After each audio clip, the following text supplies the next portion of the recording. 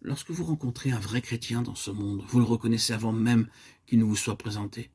Ce ne sera pas par la forme de son visage, ni en vérité par aucune forme extérieure.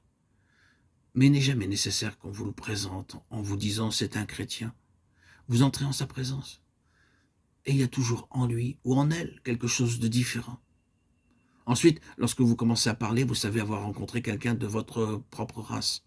Ces traits extérieurs peuvent être ceux d'un Chinois, d'un Indien, d'un Anglais, d'un Français ou de toute autre nation. Mais il y a toujours des traits spirituels qui le marqueront comme différents de tous les autres. Il reconnaissait que Pierre et Jean avaient été avec Jésus, acte 4, 13. C'est une vérité.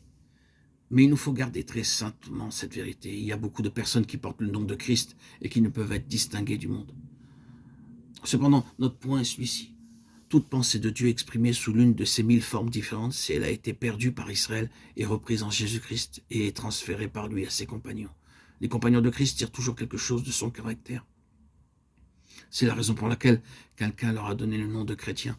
Ce fut à Antioche que pour la première fois on donna aux disciples le nom de chrétien. Acte 11, 26.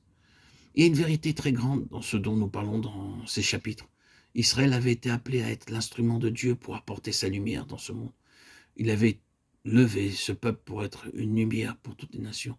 Toutes les nations devaient arriver à connaître Dieu par Israël, à voir ce qu'il est et à entrer dans sa connaissance. Israël était établi au sein des nations pour être la lumière du monde.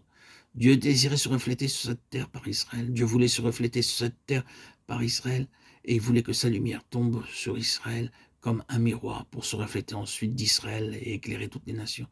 Il y a eu des moments où cela se réalisa dans une certaine mesure. Mais quelle tragédie est devenue Israël à cet égard. Le moment arriva où Dieu fut voilé par Israël au lieu d'être révélé. Israël devint une terrible contradiction de Dieu.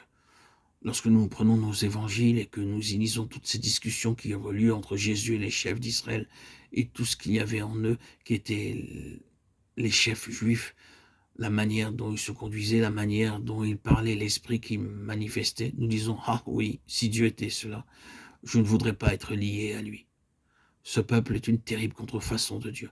Et c'est la raison pour laquelle Dieu mit Israël de côté. Mais à cet égard, il n'a pas abandonné sa pensée. C'est à ce moment où Israël allait être rejeté que le Fils de Dieu vint dans ce monde.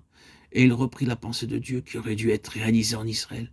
Et il dit précisément au sein de ce peuple sombre et aveugle, « Je suis la lumière du monde. » Israël a failli à sa tâche. Je prends la place d'Israël et en moi et par moi le monde saura qui est Dieu. Pendant que je suis dans le monde, je suis la lumière du monde. Celui qui me suit ne marchera pas dans les ténèbres, mais il aura la lumière de la vie. Jean 8, 11. Dieu avait toujours désiré que les races de ce monde aient la lumière de la vie, la lumière qui donne la vie, la lumière qui libère. Si donc le Fils vous a franchi, vous serez réellement libre. Jean 8, 36. Comment le Fils nous affranchit-il? Vous connaîtrez la vérité, et la vérité vous affranchira. Jean 8, 32. Je suis la lumière du monde, et l'effet de la lumière est d'affranchir les hommes.